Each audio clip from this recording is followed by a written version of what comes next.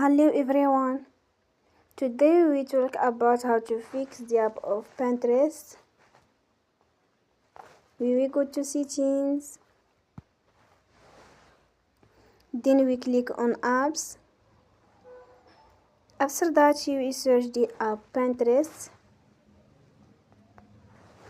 And then we click. Then you will on force stop. After that you will go to storage.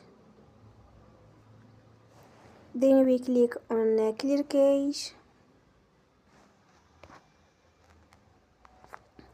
In the end, you will turn your Wi-Fi and then we turn again.